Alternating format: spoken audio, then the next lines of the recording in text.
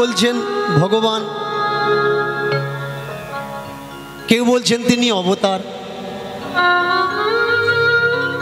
কেউ বলছেন তিনি অবতরী, আবার কেউ বা বললেন তিনি মহামানব।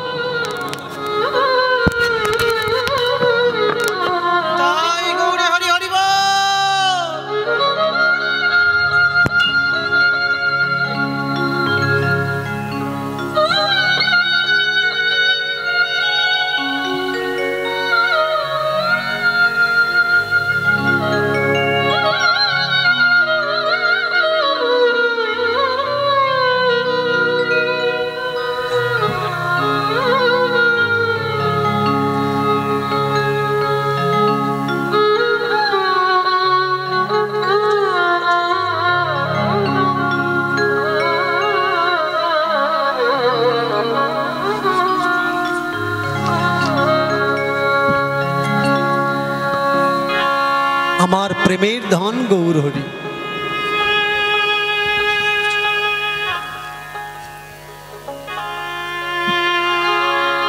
একবারের জন্যে ভেবে নিন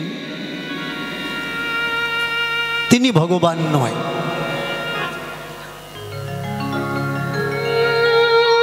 একবারের জন্য ভেবে নিন তিনি মহামানব নয়। একবারের জন্য ভেবে নিন তিনি অবতার বা অবতরী নয়।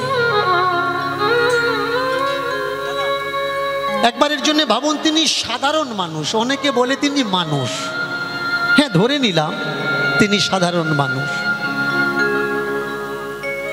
যেখানে বর্তমান সময়ে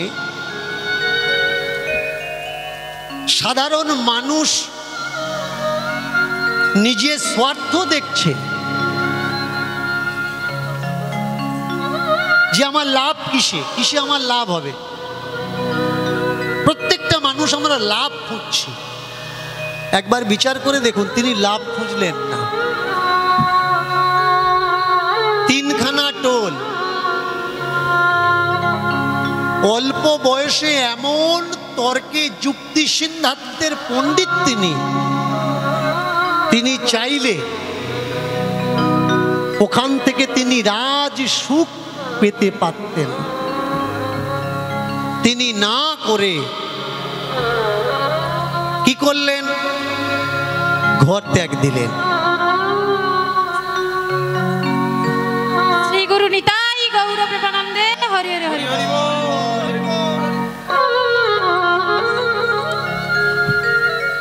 কাদের জন্যে ত্যাগ দিলেন? অনেক কিছু ভুল নিয়ম, ভুল সিদ্ধান্ত আমাদের জন্য বানিয়েছেন কিছু লেখক। সেই ভুল সিদ্ধান্ত আর নিয়মের বিরুদ্ধে তিনি লড়াই করতে করতে তার জীবনটা বিতিয়ে দিয়েছেন। ভুল সিদ্ধান্ত, তার জীবনের যে সংগ্রাম, যে লড়াই, সেই লড়াইটা প্রতিবাদ নিয়ে, প্রতিবাদ করতে করতে সংসার ত্যাগ দিয়ে সন্ন্যাস ধর্ম গ্রহণ করে যেদিন তিনি ওড়িশায় গেছেন সেখানেও প্রতিবাদ করেছেন। তার সব থেকে বড় প্রতিবাদ কোনটা? তার সব থেকে বড় প্রতিবাদ দেবদাসীর প্রথা। তিনি বললেন এ ঘৃণিত বিচার হতে দেব না। বিষ্ণুপাদ পদ্মের ওপরে তিনি উঠে বসলেন আর প্রতিজ্ঞা করলেন আমরণ অনশন বন্ধ করো, বন্ধ করা লাগবে।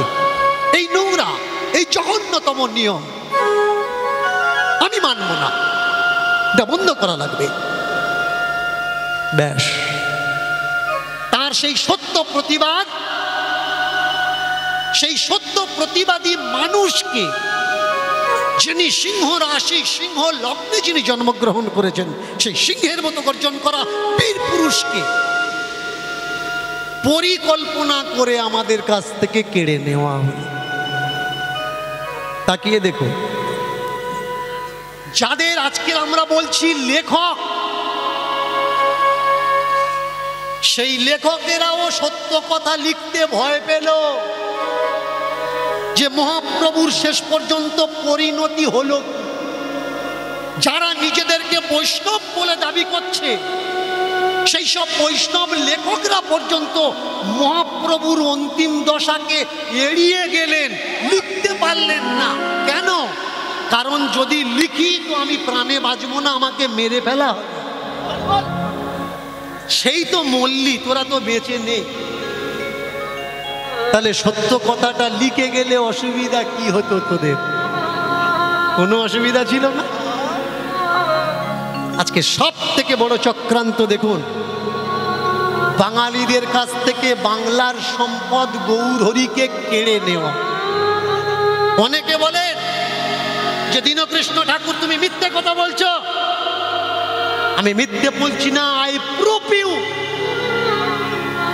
এমন অজস্র প্রমাণ আছে যেখানে শুধু একটু লক্ষ্য করার দরকার যে মহাপ্রভু হলো কি।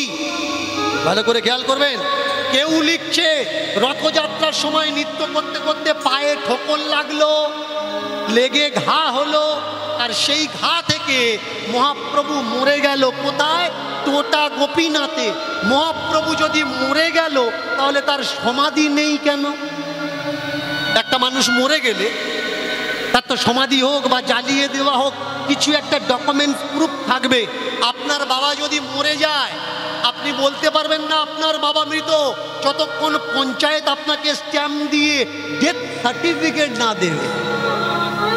মহাপ্রভুর এরকম কোনো প্রুফ আছে যে মহাপ্রভুকে পুড়িয়ে দেওয়া হয়েছে বা সমাধি দেওয়া হয়েছে? নেই।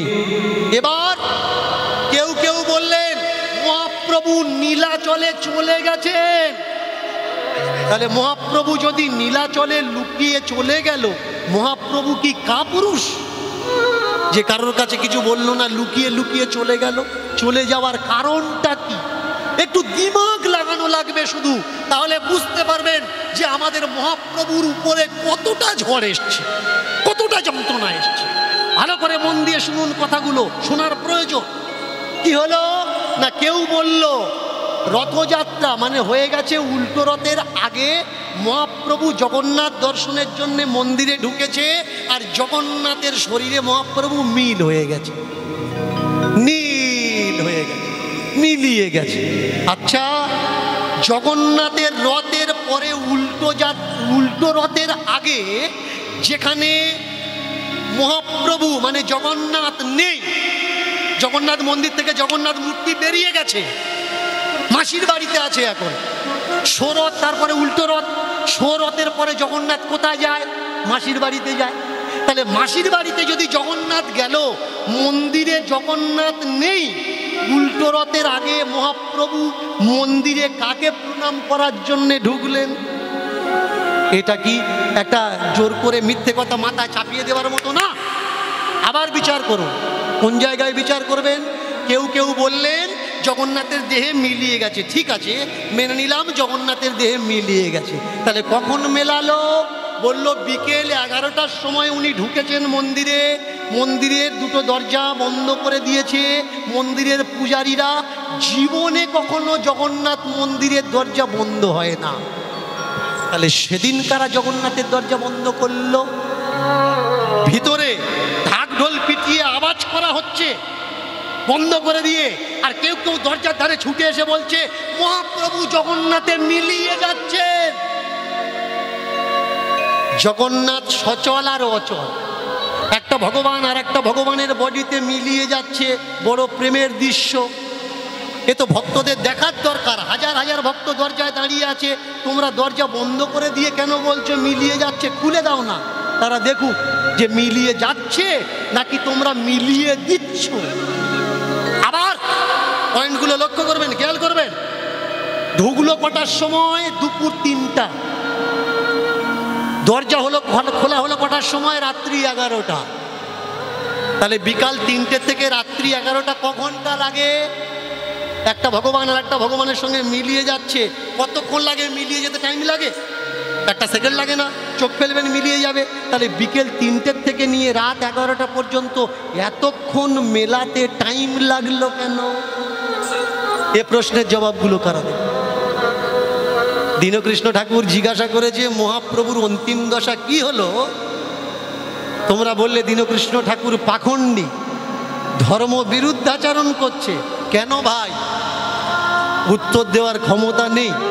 বসো না আমার সামনে, কটা কথা জিজ্ঞাসা করব। আমি অবোধ শিশু, অবোধ শিশুরা প্রশ্ন করতে পারে না। তোমরা তো জাতির জন্য, উত্তর দেবে কারা? তোমরাই তো উত্তর দেবে। তোমরা পিছিয়ে যাচ্ছ কেন? কোথায় গেল আমার মহাপ্রভু? কারা কেড়ে নিল আমাদের কাছ থেকে সেই প্রেমের ধন? দুভাই এলো, বাংলা মাতিয়ে দিল। শুধু বাংলা না, উড়িষ্যা, বিহার, ইউপি, সারা ভারতবর্ষ মাতিয়ে দিল। আজকের স্বনামধন্য স্কনের কিছু শিষ্যরা শ্রী শ্রী গুরু প্রভুপাদের নির্দেশে পুরো পৃথিবীতে হরিনাম ছড়িয়ে দিয়েছেন। তাহলে মহাপ্রভুর হরিনাম পুরো পৃথিবী ছড়ালো, কিন্তু যে আনলো এই হরিনাম সে কোথায় গেল? বললে তাকে জানবে কখন? যখন ধর্ম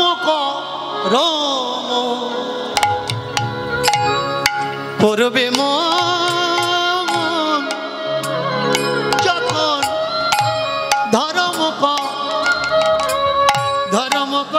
করবে মন।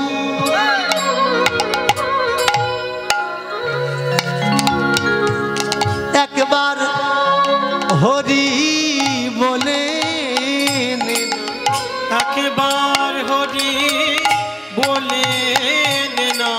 ও ভাই, হরি বলার সময় আর পাবে না। একবার হরি বলে না, হরি বলার সময় আর পাবে না। একবার হরি বলে না। সেই হরি বলো কি গৌর হরি বলো, একবার হরি বলে না। হরি বলার সময় পাবে না। একবার হরি বলে না।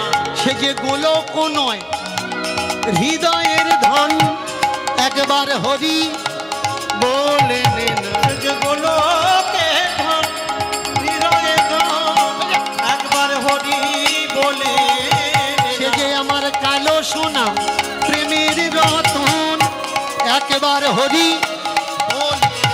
যে গোলকের ধন, প্রেমের ধন, একবার হরি বলে না। সে যে গোলকের ধন প্রেমের রতন, একবার হরি বলে না। যে গোলকের ধন, প্রেমের রতন, একবার হরি বলে না। ও ভাই, হরি বিনা জগৎ শূন্য, একবার হরি বলে না।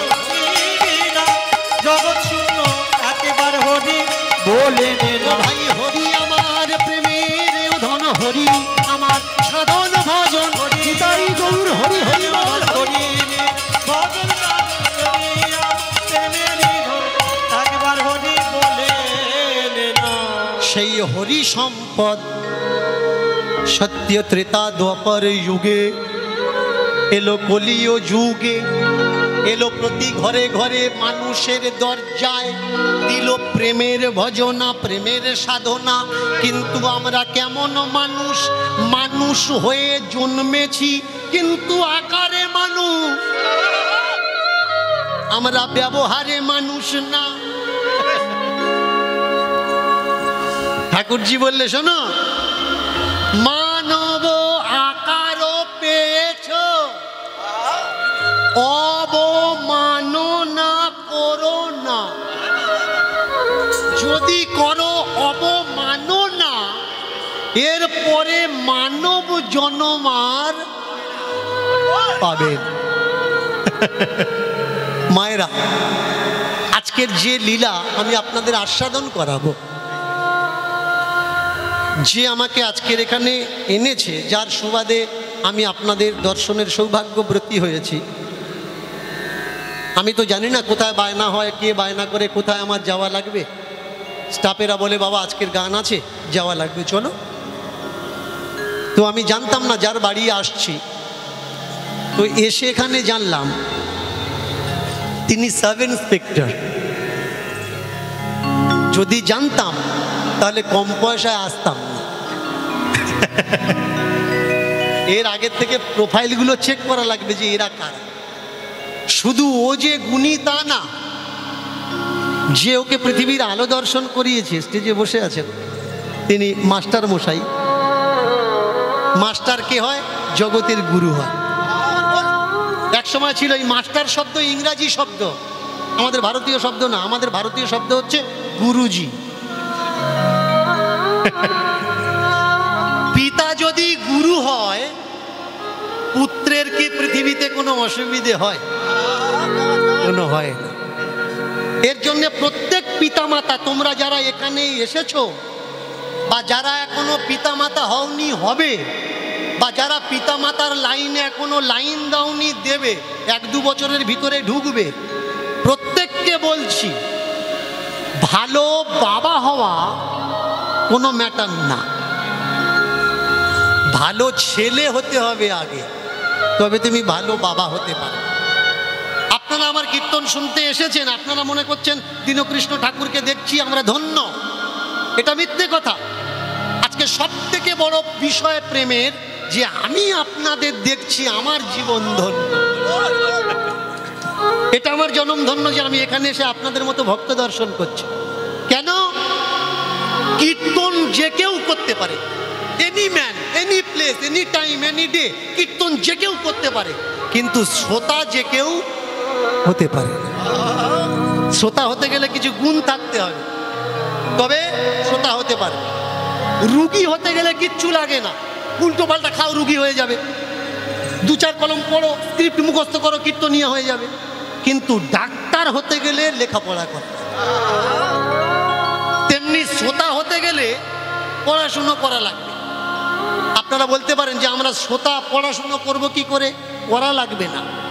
আমি দীনকৃষ্ণ ঠাকুর একা কীর্তন করছি, আমার মতো লক্ষ লক্ষ দীনকৃষ্ণ ঠাকুরের কীর্তন আপনারা শুনে রেখেছেন। আমি তো একা, আপনাদের ভিতরে আমার মতো মানুষ লক্ষ লক্ষ ঢুকে আছে। তার মানে আমার থেকে জানকারি আপনাদের অনেক বেশি। আরেকটু বুঝিয়ে বলে দিচ্ছি যে শ্রোতা হওয়া কঠিন কেন, ভালো করে মন দিয়ে শুনবেন। মা সরস্বতী, কখনো ভেবেছেন মা দুর্গা তার পায়ের নিচে কে? এই দেখেছি অসুরের মতো কথাবার্তা। মা দুর্গার বাহনের নাম কি? একটু কথা বলবেন না। শেয়াল, সিংহ। এই দেখেছো, সিংহের মতো নাম বললে আমি বুঝবো কি করে? একটু গর্জন করে বলা লাগে। এবার মা লক্ষ্মীর বাহন কি? পেঁচা। পেঁচা কাকে বলে? যে কাউকে কিছু দেয় না তাকে পেঁচা। তাই তো? আপনি খেতে গেছেন বা কারোর বাড়িতে ভিক্ষা করতে গেছেন, আপনাকে দূর দূর করে তাড়িয়ে দিল, বেরিয়ে এসে ভিখারি কি বলবে? এদের বাড়ির বউটা পেঁচার মতো, গেলাম কিছু দিল না। তো সরস্বতীর বাহনের নাম কি? শুধু হাঁস নয়, রাজ হংস। কখনো ভেবেছেন মা সরস্বতী যিনি শিক্ষার দেবী, বিদ্যার দেবী, যিনি সুরের দেবী, সঙ্গীতের দেবী, স্তোত্রের দেবী, তার নিচে যে আছে বলুন তো তার গলায় সুর আছে? নেই। যার গলার সুর নেই সে যদি গান করে মানুষ তাকে কি বলে? হাঁসের মতো গলা, প্যাক প্যাক করছে। তাহলে পিঠের উপরে সুরের দেবী বসে আছে, অথচ নিচে যে আছে তার কণ্ঠে সুর নেই।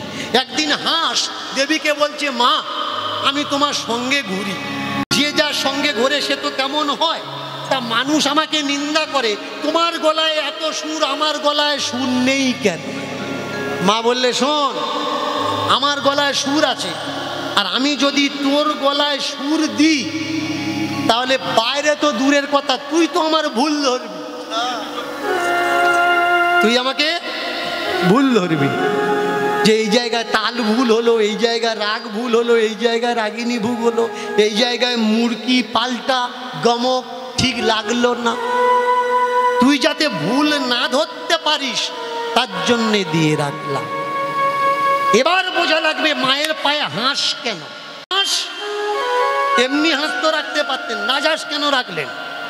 মা বলে দিলেন, আমার পায়ে আমি তাকে ঠাঁই দিই। কাকে ঠাঁই দিই? ওই যে পড়তে যাও না, বছরে একবার তো মা সরস্বতী পূজা হয়, গিয়ে করজোর করে বলো না, মা কৃপা করো, চরণে ঠাঁই দাও, বিদ্যা দাও, বুদ্ধি দাও, হবে না।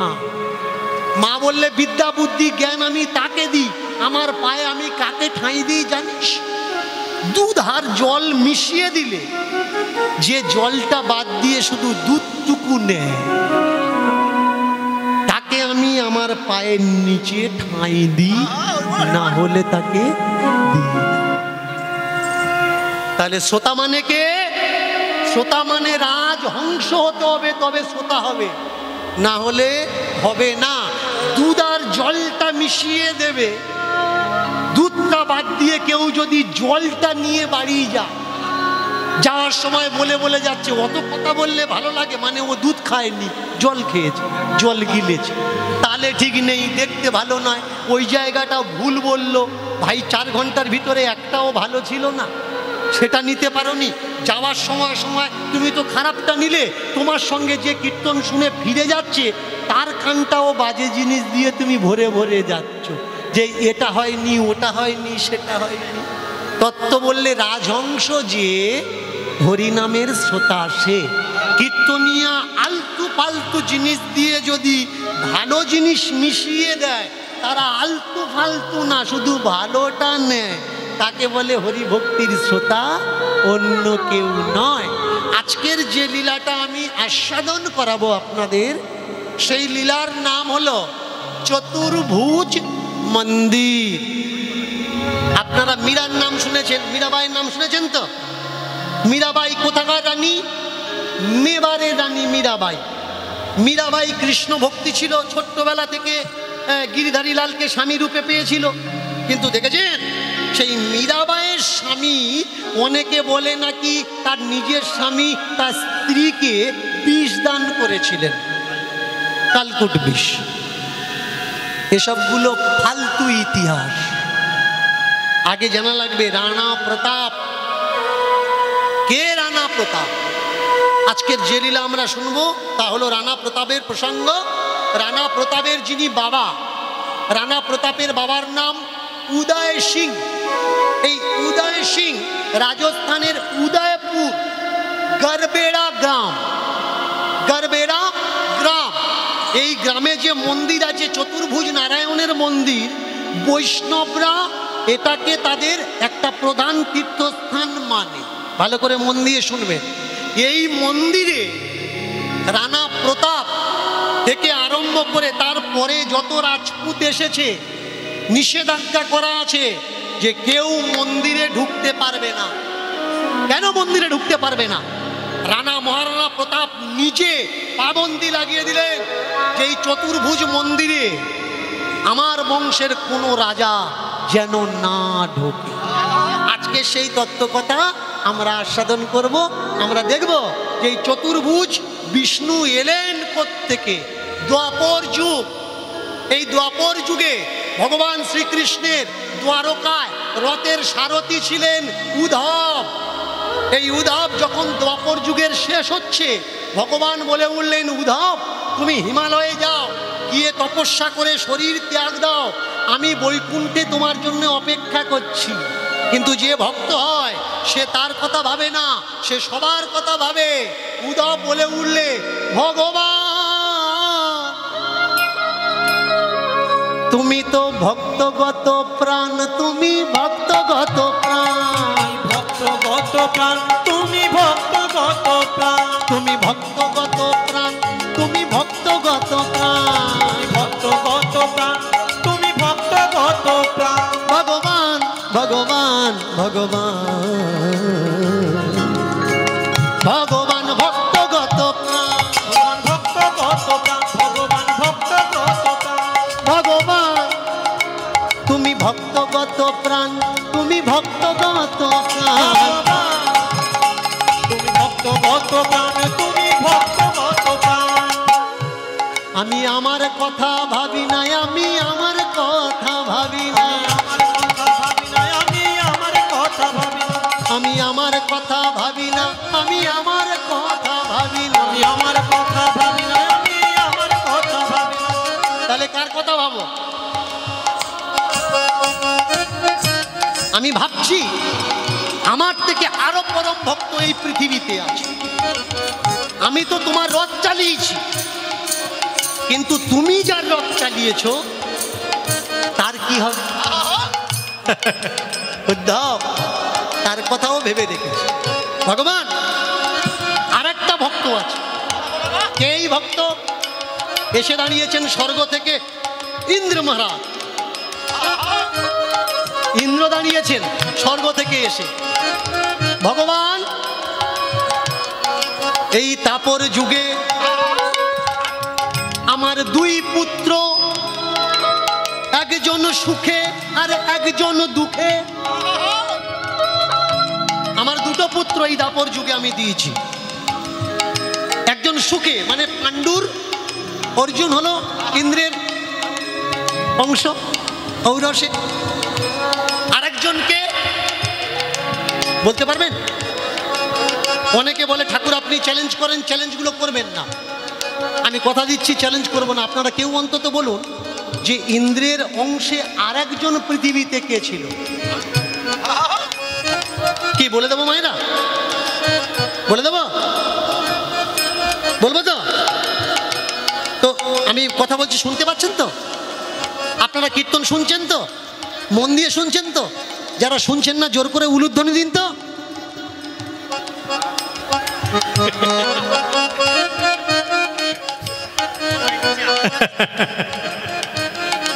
আমি বললাম যারা কীর্তন শুনছো না জোর করে উলুধ্বনি দাও। হারিয়ে গেলে হবে না। ভক্তি ভালো, তবে নেচে নেচে প্রসাদের উপরে উঠে যাবে হবে না। লক্ষ্য রাখা লাগবে, এটা প্রসাদ, এটা ঠাকুর, আর এটা আমার নাচ। মদ খাও, ড্যান্স করো ভালো, তার মানে এই নয় যে পাড়ার লোকজনকে তুমি চিনতে পারবে না কে তোমার দাদা কে তোমার কাকা। তুমি ঠাকুর ভাসাতে গেলে সবাই হেঁটে হেঁটে বাড়ি আসছে, আর তোমার দু তিনজন চাগিয়ে নিয়ে আসছে। তোমার মা জিজ্ঞাসা করছে কি হয়েছে রে? বলে আজকের অসুবিধে হয়ে গেছে। এদিনে এদিকে হয় কিনা জানি না, আমাদের ওই সাইডটা খুব হয়। ওরে বাপরে, ঠাকুর বিসর্জন, ঠাকুর বিসর্জন, কিন্তু এই শব্দটা ভাঙলে দেখা যাবে ঠাকুর বিষ অর্জন। ঠাকুরকে পাঠাতে গিয়ে বিষ আমরা অর্জন করে নিলাম। বিসর্জন কি? বিসর্জন আপনার বাড়িতে যদি আপনার শ্বশুর মশাই আসে, শাশুড়ি আসে, আপনি রাত্রির বেলা ডিজে বাজিয়ে বলবেন আপনি বেরোন, আপনি যান, বলবেন রাত্রির বেলা মাইক বাজিয়ে যে আসছে বছর আবার আসবেন, এবছর বেরোন, বলেন না? তাহলে মা দুর্গার বেলা কেন, মা কালীর বেলা কেন ডিজে বাজিয়ে রাত্রির বেলা? তার মানে মা কালী, মা দুর্গা, মা লক্ষ্মী এগুলো মাইনে রাখে না। রাখে কি? যদি রাখতো, যদি তুমি মাকে মা বলে মানতে, কালীকে দুর্গাকে যদি মানতে, তাহলে রাত্রের বেলা কখনো তাড়িয়ে দিতে? তাও মদ খেয়ে। তোমার শ্বশুর যদি আগে তুমি বলবে আবার দেখা হবে, আবার দেখা হবে, সেদিন তো তুমি মদ খাবে না। তোমার যদি পরম আত্মীয় তোমার বাড়ি আসে, বাড়ি থেকে চলে যায়, সেদিন তুমি মদ খেয়ে আগিয়ে দিতে যাবে? তাহলে এ অত্যাচার কেন? কারা করছে হিন্দু ধর্মের সর্বনাশ? অন্য জাতিরা না, অন্য জাতিরা না। কারা করছে? হিন্দুরাই করছে। কেউ যদি তোমাকে বলে তুমি ভগবান বলে মনে করো, আর এইরকম ভাবে গুচ্ছা করে তাড়িয়ে দিচ্ছ। এই যে কদিন আগে হয়ে গেল কার্তিক পূজা, তাই না? যার ছেলে পুলে হয় না তার ঘরে কার্তিক দেয়, দেয় তো? কার্তিক দেয় কেন? তা কার্তিকের মতো ছেলে পুলে হবে। এবার যার ঘরে দেয় সে হচ্ছে কার্তিকের বাবা মা, আর যে দেয় এ হচ্ছে কার্তিকের মামার বাড়ির লোক, কার্তিকের মামার বাড়ির লোক। তাহলে ঠাকুর মশাই ডেকে পূজার সময় বলে মামার বাড়ির লোকজন কই? দেখো ঠাকুর মশাই ডেকে পূজা করাচ্ছে। কার্তিক পূজা করার পরে বলুন তো কার্তিক ঠাকুরের ঠাঁই হয় কোথায়? তাই এক গেলের পূজা করার দরকার কি? যাকে ছেলে বানালে, মা বানালো, বাবা বানালো, দাদু বানালো, দিদা ঠাম্মা মামা বানালো, তোমার ছেলে যদি হতো 1 বছর পরে তুমি বটগাছতলায় ফেলে রেখে আসতে পারতে? সেই পথ দিয়ে যাচ্ছ, হাত গলে যাচ্ছে, পা গলে যাচ্ছে, মাথা গলে যাচ্ছে, তোমার দেখে লজ্জা হচ্ছে না যে আমি কি সর্বনাশ করলাম? কেন ভাই এইভাবে হিন্দু ধর্মে, সনাতন ধর্মে নষ্ট কেন করছো? এগুলো করো না। এখন তো আবার নতুন নিয়ম বেরিয়েছে, যাদের মেয়ে নেই তাদের ঘরে সখী ঢুকি। কার্তিক দেখলো আমি একা গলবো, তুইও গল আমার সঙ্গে। তাকিয়ে দেখুন, এটা নয়। দাঁড়িয়েছেন ইন্দ্র এসে করজোড় করে, ভগবান আমার দুই সন্তান,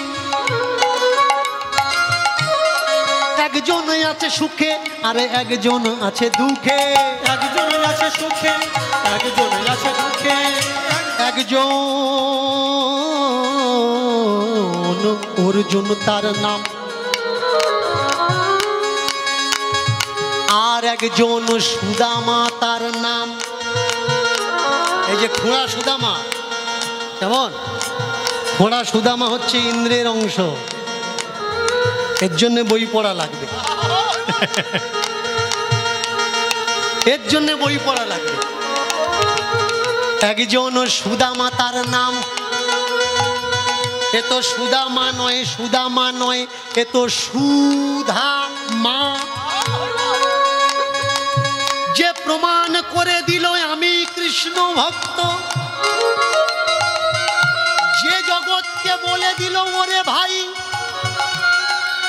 কৃষ্ণের খাবার যেন চুরি করে খেও না, কৃষ্ণের ভাগের খাবার যদি চুরি করে খাও তোমার কপাল থেকে অভাব কোনোদিন যাবে না।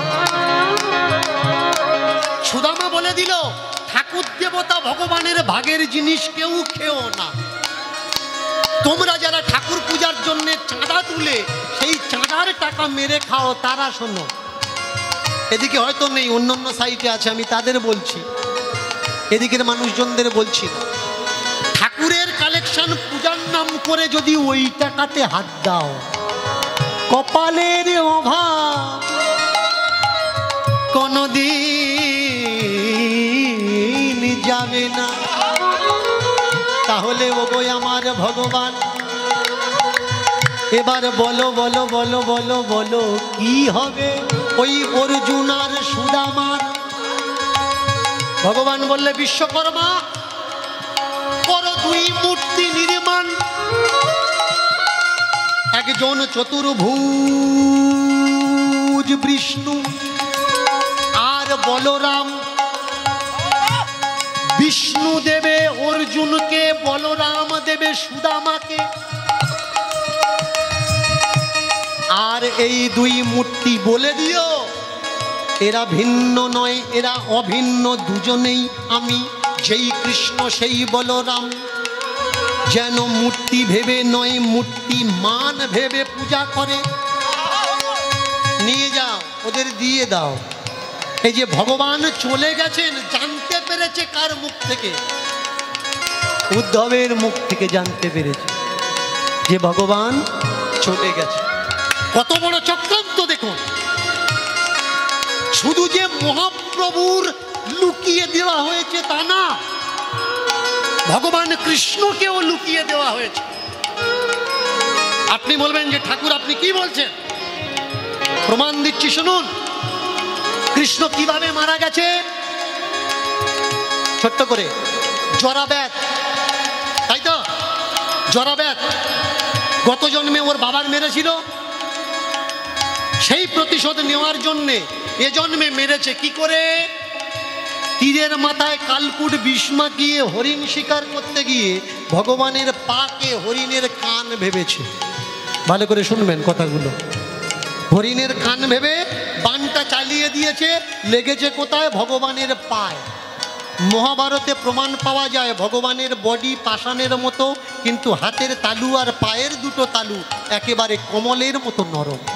তাই যদি হয় মেরেছে পায়, মারা গেল। কেন মারা গেল? না কালকুট বিষ মেখানো ছিল তাই মারা গেল। আচ্ছা, যমুনার ভিতরে লুকিয়েছিল কালীয় নাগ, যে এমন, যদি উড়ে যায় শত দূর থেকে কোন পক্ষী তেমন সেই বিষের তাড়নায় পাখি জ্বলে পুড়ে মরে ছাই হয়ে যমুনায় পড়ে, তাই তো? তাহলে শত যোজন পর্যন্ত যার বিষের দাপট, সেই কালীয় নাগ কত গরল তুলে দিল আমার প্রাণ গোবিন্দের উপরে। তাতে গোবিন্দের মৃত্যু হলো না, আর সামান্য একটু তীরের মাথায় কালকুট বিষ লাগানো ছিল, পায়ে ঢুকলো আর গোবিন্দ মরে গেল। এ কথাটা কি মেনে নেওয়া যায়? আহা, এ চক্রান্ত সত্য অনুসন্ধান করা লাগবে যে অ্যাকচুয়ালি ভগবানের হলো কি। যদি বই পড়ার ইচ্ছা থাকে আমাকে ফোন করে দেবেন, বইয়ের নাম বলবো, পড়ে নেবেন। অনেকে বলে চৈতন্য চরিতামৃত ছাড়া নাকি মহাপ্রভুকে জানার অন্য কোনো গ্রন্থ নেই। আমি বলবো বাঙালি চরিত্র অভিধান কিনে নিন, দেখবেন সেখানে ৩৫০০-এর উপরে বেশি মহামানবদের কথা লেখা আছে। মেদিনীপুরের তো কয়েক হাজার।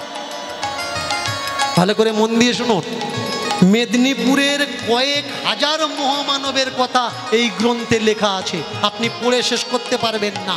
আর সেই বইয়ে মহাপ্রভুর সময়কালে মহাপ্রভু সম্বন্ধীয় যত বইয়ের রেফারেন্স ওখানে দেওয়া আছে, পড়ে নিন, তাহলে পেয়ে যাবেন। এই সেই ভগবান।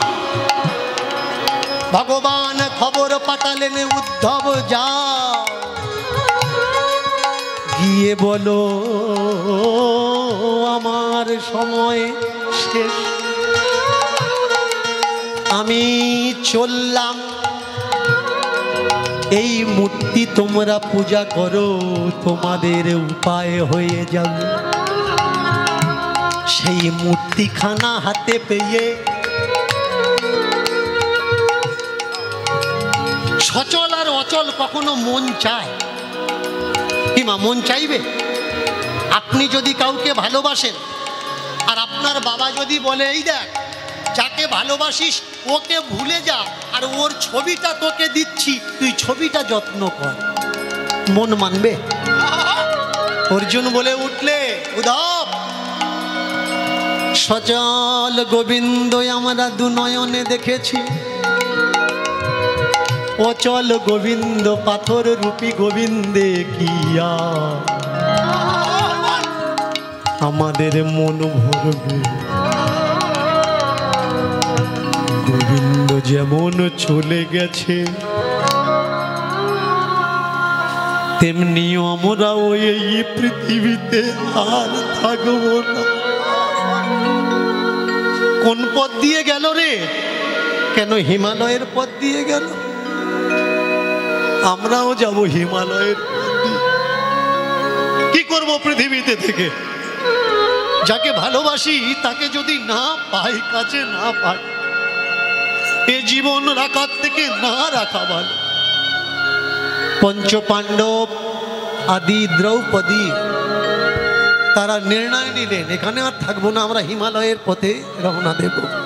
গোবিন্দ আমাদের কপালে যা রেখেছে। যাওয়ার সময় এই চতুর্ভুজ মূর্তিকে জলের মধ্যে ডুবিয়ে রেখে গেলেন, গোমতী নদীর জলে। রাজস্থানের গড়বেড়া গ্রামের যে নদী গোমতী নদী, এই গোমতী নদীর জলে ডুবিয়ে গেলেন, মূর্তি জলে ডুবিয়ে দিলেন। কেন? মূর্তি জলে ডুবিয়ে দিলে শুদ্ধিকরণ।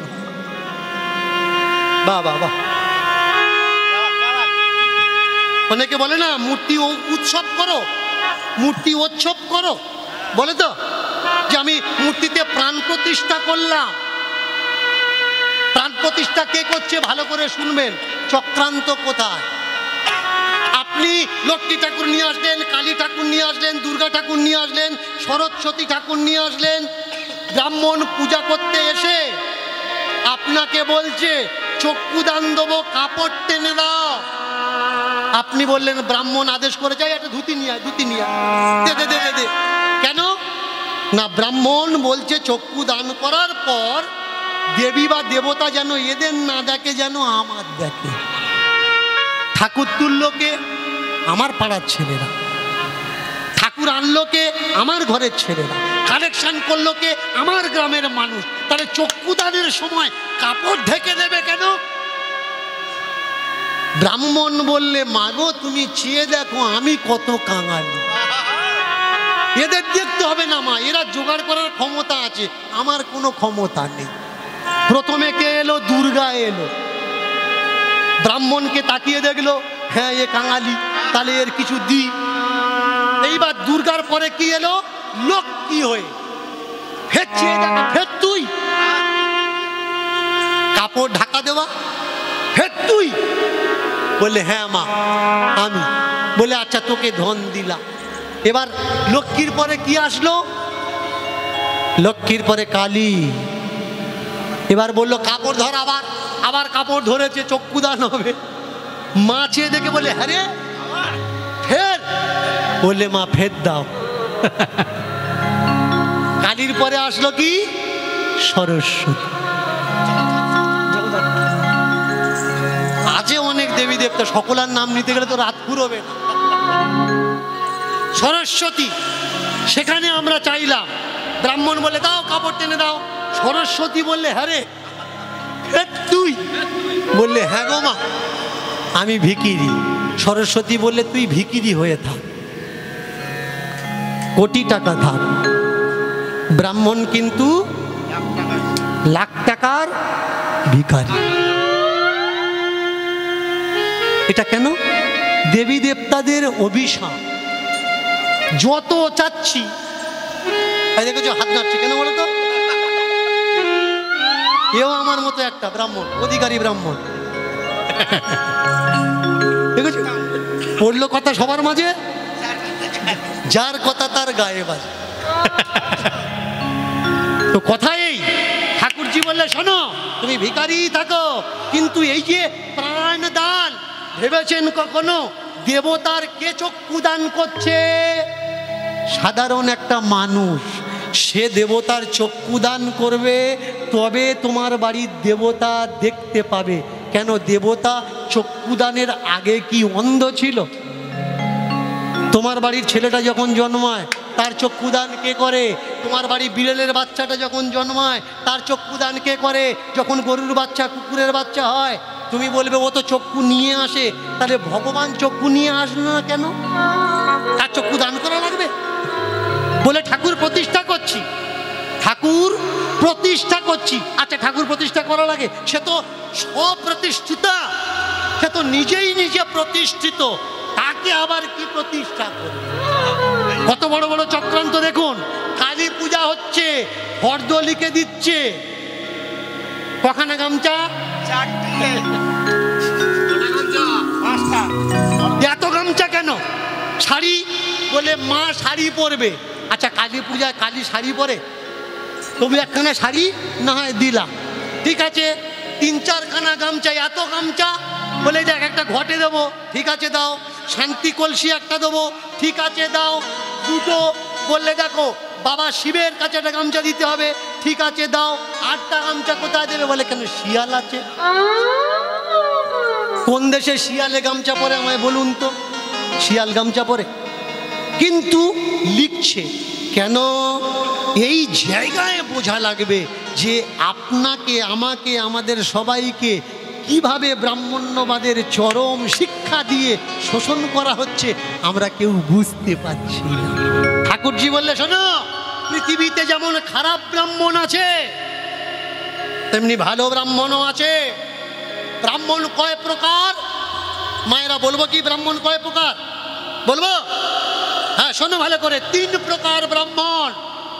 এক প্রকার হলো দ্বিজ, আর এক প্রকার হলো পৌরোহিত, আর এক প্রকার হলো বামন। বামন মানে যাদের মন ছোট, আগে থেকে রফা করে, এবছর এই দেওয়া লাগবে তবে যাব। গত বছর শাড়িটা খারাপ দিয়েছিলিস, তোর মা গালাগালি করছিল, এবছর শাড়িটা দামি দিস। এমন গামছা দিস 1-1.5 হাত সাইজের, ও গামছা পরা যায় না। যে রফা করে, যার মন ছোট, সাইজ ছোট, তাকে বলে বামন। আর দ্বিজ কাকে বলে? জন্ম জায়তে শূদ্র সংস্কারেণ দ্বিজ। যখন দশবিধি সংস্কার হচ্ছে, উপনয়ন হচ্ছে, সেই উপনয়নের সময় তাকে বলা হয় দ্বিজ। ব্রাহ্মণ কাকে বলে?